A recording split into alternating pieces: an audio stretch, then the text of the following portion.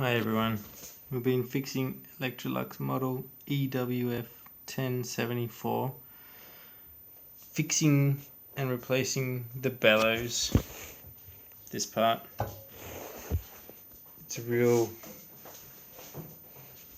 It's extremely difficult to get the front panel off, and the trick is to, once you've taken all the other screws off, to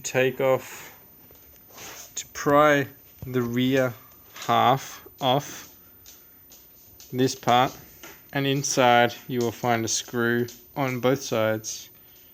That is what holds the front panel on after you've done everything else, and that's what you need to get off, which will make it a lot easier to get and replace the front bellows.